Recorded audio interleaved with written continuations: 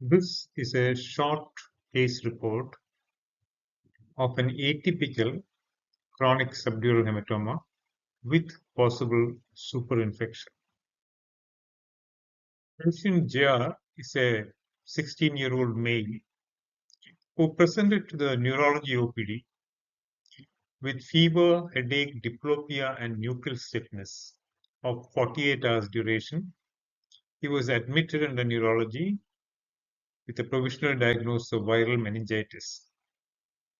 On retrospective questioning, in the past history, he gives a history of a trivial head injury 5 months ago when his head banged against a hard object. However, there was no loss of consciousness and no hospital reference was done at that time. He also gives a history of a purulent skin infection which required fairly long-term antibiotic administration. The boy had just finished his school boards. MRI brain was done the same night, which showed an extra axial collection in the left parietal and frontal regions with a thickness of 23 millimeters. There was a midline shift of 6 millimeters.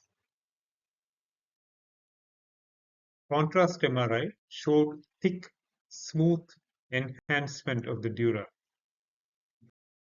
He was taken up for a left parietal mini craniotomy in the early hours of the morning. After craniotomy, a thick membrane with a small bit of purulent fluid coming was found. The membrane was incised and a fairly large amount of viscous black machine oil blood was drained.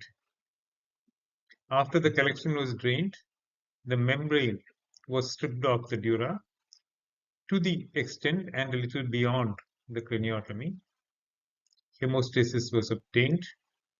Post-operative recovery was smooth. Post-operative CT shows a fair evacuation of the clot and the midline shift has resolved. This case of chronic subdural hematoma with possible superinfection is interesting. Firstly, because chronic subdural hematomas do not usually occur in the younger age group. When the membrane is thick, a craniotomy is often required if the membranes need excision. In this case, culture and biopsy reports are awaited.